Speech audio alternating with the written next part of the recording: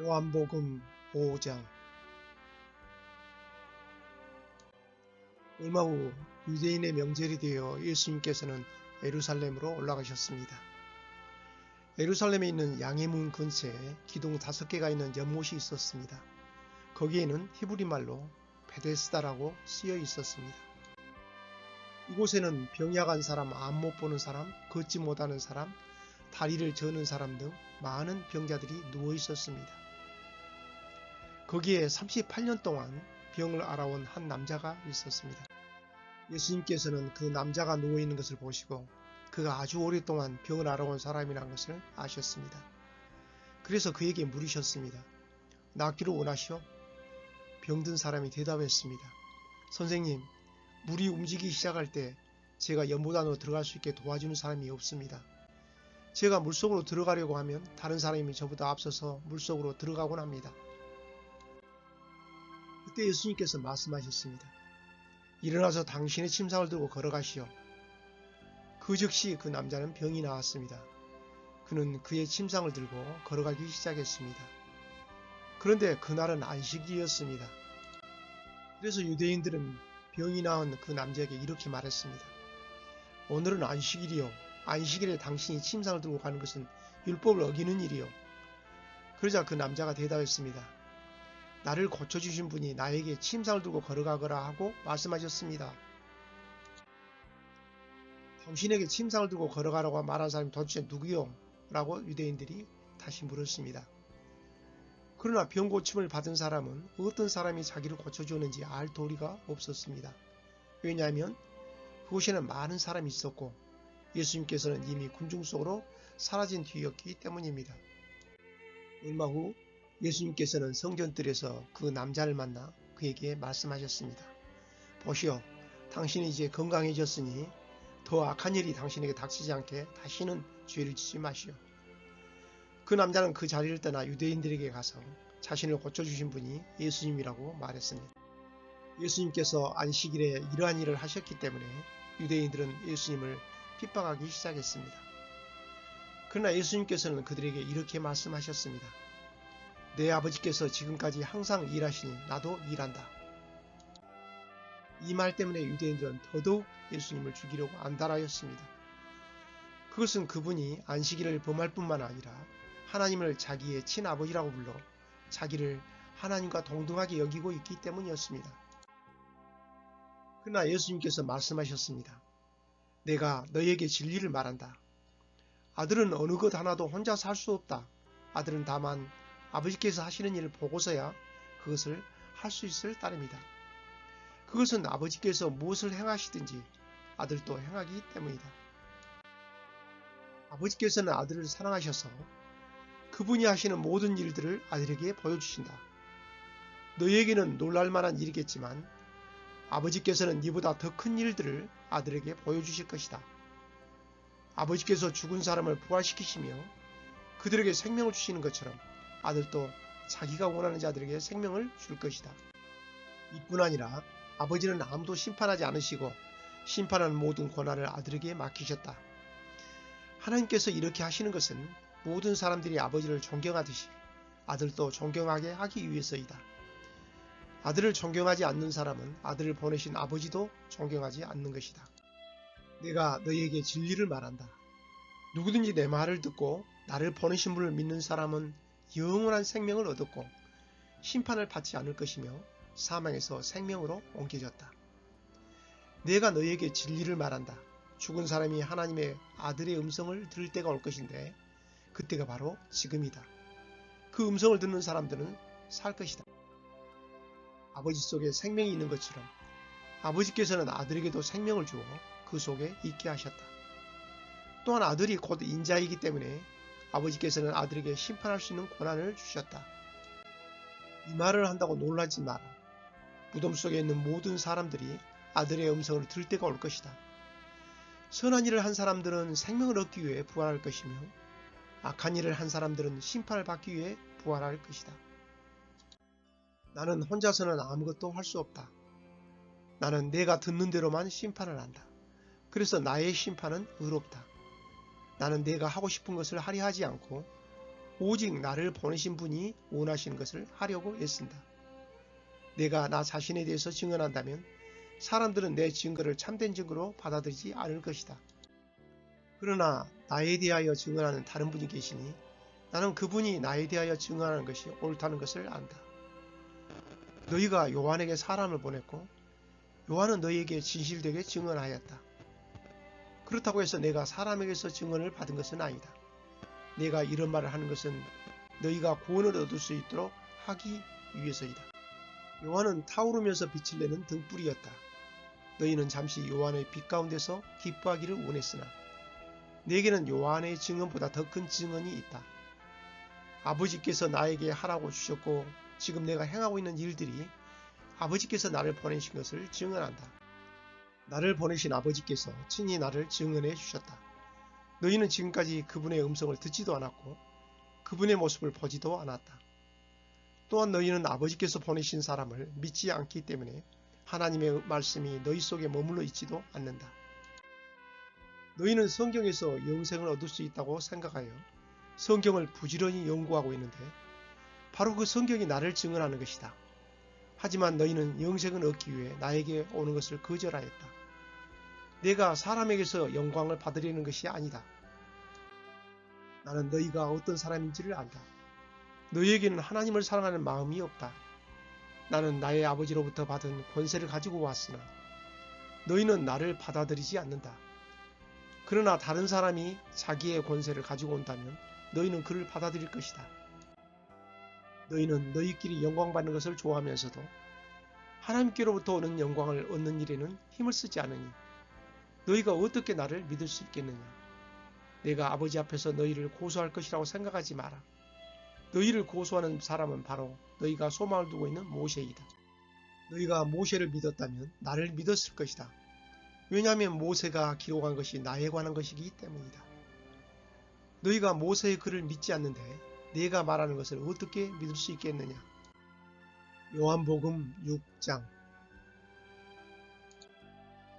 이 일이 있은 후 얼마 후 예수님께서는 디베랴 호수라고도 하는 갈릴리 호수를 건너가셨습니다. 많은 사람이 예수님의 뒤를 따랐습니다. 그것은 사람들이 예수님께서 병든 사람들에게 행하시는 표적을 보았기 때문입니다. 예수님께서는 언덕으로 올라가 제자들과 함께 거기 앉으셨습니다. 때는 유대인의 명절인 6월절 무렵이었습니다. 예수님께서는 눈을 들어 많은 사람이 예수님께 나오는 것을 바라보시고 빌립에게 말씀하셨습니다. 이 사람들이 먹을 빵을 어디서 살 수 있겠느냐? 예수님께서는 빌립이 어떻게 하나 보시려고 이런 질문을 하신 것이었습니다. 예수님께서는 빌립이 어떻게 할 것인가를 이미 알고 계셨습니다. 빌립이 예수님께 대답했습니다. 여기 있는 한 사람 한 사람이 빵을 한 입씩만 먹는다고 해도 그 빵을 사려면 200데나리온은 있어야 할 것입니다. 그때 예수님의 제자 중 한 사람인 시몬 베드로 동생 안드레가 말했습니다. 여기 사내아이 하나가 가지고 온 작은 보리빵 5개와 작은 물고기 2마리가 있습니다. 하지만 이것만 가지고 이렇게 많은 사람을 어떻게 먹이겠습니까? 예수님께서 말씀하셨습니다. 사람들에게 앉으라고 하여라. 그것은 풀이 많은 곳이었습니다. 거기에 앉은 남자 어른의 수는 약 5,000명이었습니다. 그때 예수님께서는 빵을 가지고 하나님께 감사 기도를 하신 후 그곳에 앉아있는 사람들에게 그들이 원하는 만큼 나눠주셨습니다. 예수님께서는 물고기를 가지고도 그렇게 하셨습니다. 사람들은 모두 실컷 먹었습니다. 식사가 끝났을 때 예수님께서 제자들에게 말씀하셨습니다. 먹고 남은 빵과 물고기를 다 모으고 하나도 버리지 마라. 그래서 제자들은 남은 음식들을 모았습니다. 볼빵 5개로 사람들이 먹고 남은 조각들이 큰 광주리로 12개나 되었습니다. 사람들은 예수님께서 행하신 표적을 보고 말했습니다. 이분은 세상에 오실 그 예언자가 틀림없다. 예수님께서는 사람들이 와서 자기를 강제로 데려다가 그들의 왕으로 세우려 한다는 것을 아셨습니다. 그래서 다시 그곳을 떠나 혼자 산으로 올라가셨습니다. 밤이 되자 예수님의 제자들은 갈릴리 호수로 내려갔습니다. 이미 날은 어두워졌지만 예수님께서는 아직 제자들에게 오지 않으셨습니다. 제자들은 작은 배를 타고 가버나움으로 가기 위해 갈릴리 호수를 건너기 시작했습니다. 그때 강한 바람이 불어오고 호수 위의 파도는 점점 거세졌습니다. 제자들은 약 4-5km 정도의 거리를 노저 갔습니다. 그때 예수님께서 물 위를 걸어 배를 향하여 오시는 것이 보였습니다. 제자들은 두려웠습니다. 하지만 예수님께서 그들에게 말씀하셨습니다. 나다, 두려워하지 마라. 제자들은 기꺼이 예수님을 배 안으로 모셨습니다. 배는 곧 그들이 가려던 목적지에 도착했습니다. 다음날 호수 반대편에 서 있던 군중은 그곳에 배가 한 척밖에 없다는 것과 예수님께서 제자들과 함께 가시지 않고 제자들만 떠난 것을 알게 되었습니다. 그 즈음 배 몇 척이 디베랴에서 왔습니다. 디베랴는 예수님께서 하나님께 감사기도를 드린 후 사람들이 빵을 먹었던 장소에서 가까운 곳에 있는 마을입니다. 사람들은 예수님과 그분의 제자들이 그곳이 없다는 것을 알고는 배를 타고 예수님을 찾으러 가버나움으로 갔습니다. 사람들은 호수 건너편에서 예수님을 만났습니다. 그들은 예수님께 물었습니다. 선생님, 언제 여기에 도착하셨습니까? 예수님께서 그 사람들에게 대답하셨습니다. 내가 너희에게 진리를 말한다. 너희가 나를 찾는 것은 내가 행한 표적을 보았기 때문이 아니라 빵을 배불리 먹었기 때문이다. 썩어 없어지는 음식을 위해 일하지 말고 영원히 있어서 영생을 주는 음식을 위해 일하여라. 인자는 너희에게 그런 음식을 줄 것이다. 하나님 아버지께서 인자가 이런 일을 행하는 것을 허락하셨다. 그러자 사람들이 예수님께 물었습니다. 하나님께서 원하신 일을 하기 위해 우리는 무엇을 해야 합니까?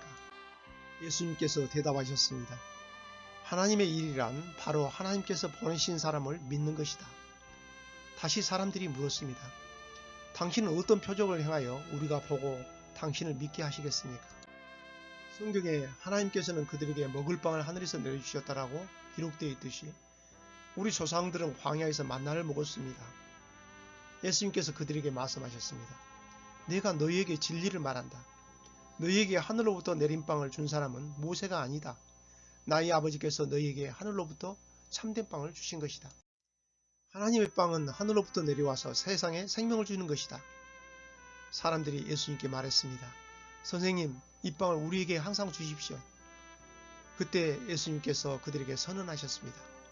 나는 생명의 빵이다. 내게 오는 사람은 결단코 굶주리지 않을 것이며 나를 믿는 사람은 결코 목마르지 않을 것이다. 그러나 전에도 내가 너희에게 말했던 것처럼 너희는 나를 보고도 여전히 나를 믿지 않는다.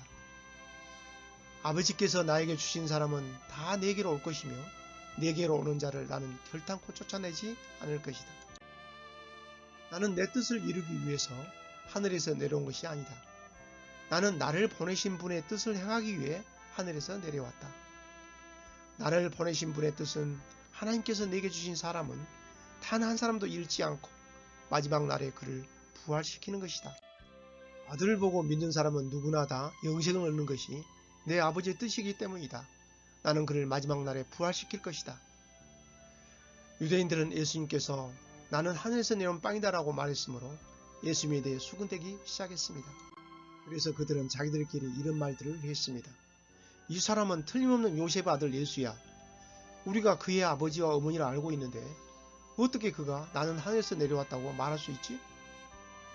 그러자 예수님께서 그들에게 대답하셨습니다. 서로 수군대지 마라. 나를 보내신 아버지께서 이끌지 않으면 아무도 내게로 올 수 없다. 나도 마지막 날에 그를 부활시킬 것이다. 예언자들의 책에 이런 글이 있다.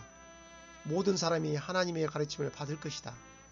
아버지의 말씀을 듣고 아버지에게서 배우는 사람은 내게로 온다. 하늘로부터 온 사람 외에는 아버지를 본 사람이 없다. 오직 하나님으로부터 온 그 사람만 아버지를 보았다. 내가 너희에게 진리를 말한다. 믿는 사람에게는 영생이 있다. 나는 생명의 빵이다. 너희의 조상들은 광야에서 만나를 먹었지만 죽었다. 하늘에서 내려오는 빵이 여기 있다. 누구든지 이 빵을 먹으면 결코 죽지 않을 것이다. 나는 하늘에서 내려온 생명을 주는 빵이다. 누구든지 이 빵을 먹으면 영원히 살 것이다. 내가 줄 빵은 나의 살이다. 내 살은 세상에 생명을 준다. 그러자 유대인들은 이 사람이 어떻게 자기 몸을 우리에게 먹으라고 줄 수 있겠는가 라고 말하며 서로 다투기 시작했습니다. 예수님께서 그들에게 말씀하셨습니다. 내가 너희에게 진리를 말한다. 너희가 인자의 살을 먹지 않고 또 그의 피를 마시지 않으면 너희 속에 생명이 없다. 나의 살을 먹고 나의 피를 마시는 사람은 영생을 얻으며 나도 그 사람을 마지막 날에 부활시킬 것이다. 나의 살은 참된 음식이며 나의 피는 참된 음료다. 나의 살을 먹고 나의 피를 마시는 사람은 누구든지 내 안에 있고 나도 그 사람 안에 있다. 살아계신 아버지께서 나를 보내셨고 나 또한 아버지 때문에 살고 있는 것처럼 나를 먹는 그 사람은 나 때문에 살 것이다. 하늘에서 내려온 빵은 너희 조상들이 먹고 죽었던 빵과 같지 않다. 이 빵을 먹는 사람은 영원히 살 것이다. 이 모든 말씀은 예수님께서 가버나움 회당에서 가르치실 때 하신 말씀입니다. 예수님의 제자들 중에 여러 사람이 예수님의 말씀을 듣고 말했습니다. 이 말씀은 어렵다. 누가 알아들을 수 있겠는가? 예수님께서는 제자들이 이 문제로 수군거리는 것을 아시고 그들에게 이런 말씀을 하셨습니다. 이것이 너희에게 장애물이 되느냐?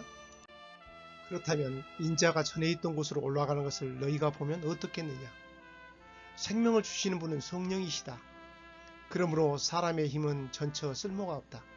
내가 너희에게 한 말은 성령의 말씀이고 생명의 말씀이다. 그러나 너희 중에는 믿지 않는 사람이 있다. 예수님께서는 처음부터 누가 믿지 않을지 또 누가 예수님을 배반할지를 알고 계셨습니다. 예수님께서 계속 말씀하셨습니다. 그러므로 내가 사람이 내게 오는 것을 아버지께서 허락하지 않으시면 아무도 내게로 올 수 없다고 너희에게 말한 이유가 여기에 있다. 예수님께서 이 말씀을 하시자 제자들 중에 많은 사람이 예수님을 떠났습니다. 그들은 더 이상 예수님을 따르지 않았습니다. 그래서 예수님께서 12제자에게 물으셨습니다. 너희들도 떠나고 싶으냐? 시몬 베드로가 예수님께 대답했습니다. 주님, 주님께 영생의 말씀이 있는데 우리가 누구에게 가겠습니까? 우리는 주님이 하나님의 거룩한 분임을 믿고 알고 있습니다. 예수님께서 제자들에게 대답하셨습니다. 내가 너희 12사람을 선택하지 않았느냐? 그러나 너희 중에 한 사람은 마귀니라. 예수님께서는 가룟 사람 시몬의 아들 유다를 두고 말씀하신 것이었습니다. 유다는 12제자에 들어있던 사람이었지만 후에 예수님을 배반했습니다. 오늘도 요한복음 말씀을 함께 읽은 여러분을 환영하고 축복합니다. 오늘도 말씀을 나누겠습니다. 첫 번째 5장 24절과 26절 말씀을 보겠습니다. 내가 너희에게 진리를 말한다. 누구든지 내 말을 듣고 나를 보내신 분을 믿는 사람은 영원한 생명을 얻었고 심판을 받지 않을 것이며 사망에서 생명으로 옮겨졌다. 26절 말씀은 아버지 속에 생명이 있는 것처럼 아버지께서는 아들에게도 생명을 주고 그 속에 있게 하셨다라고 말씀합니다. 자, 예수님을 믿기 위해서는 그리스도의 말씀을 들어야 합니다. 누구든지 내 말을 듣고 해서 듣다는 단순히 어떤 말을 청취한다는 뜻만이 아니라 들은 것을 이해하고 그것을 실천에 옮긴다는 의미도 가지고 있습니다. 주님의 음성을 듣고 믿는 자는 생명이 있습니다. 여러분은 그리스도인으로 주님의 말씀에 열정적으로 귀 기울이고 뜨거운 믿음을 가지고 있습니까? 아니라면 그 뜨거운 마음을 회복하기 바랍니다. 두 번째입니다. 6장 7절과 9절 말씀입니다.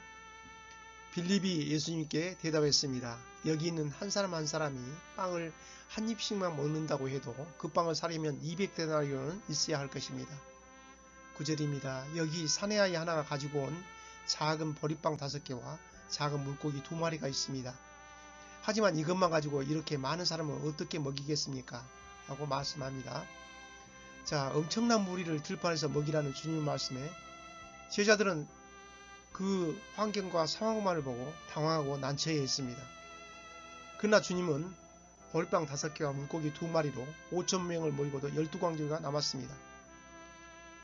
자, 우리도 어려운 문제가 생겼을 때 불가능한 환경과 여건만을 보고 불평하거나 짜증을 내지 않고 능력의 주님을 바라보고 믿음으로 맡기고 그 문제에서 승리하는 믿음 사람이 되기를 바랍니다. 세 번째입니다. 6장 26절 말씀, 예수님께서 그 사람들에게 대답하셨습니다. 내가 너희에게 진리를 말한다. 너희가 나를 찾는 것은 내가 행한 표적을 보았기 때문이 아니라 빵을 배불리 먹었기 때문이다 라고 말씀합니다. 자, 예수님이 기적을 나타낸 것을 보고서 야, 저분이 그리스도인가 보다 라고 생각해서 예수님을 찾은 것이 아니고 오병이어 사건을 배불리 먹었기 찾기 때문에 또 얻을 것이 있을 것 같아서 백성들이 찾아왔다는 것입니다. 지금도 성도들이 육신적으로 뭔가 필요할 때만 예수님을 찾는 경우가 많습니다. 저와 여러분도 무언가 급할 때, 위험하거나 필요한 것이 있을 때만 주님을 찾고 있지는 않나요? 자, 오늘 또 믿음으로 승리하는 하루가 되기를 축복합니다. 할렐루야. 바이.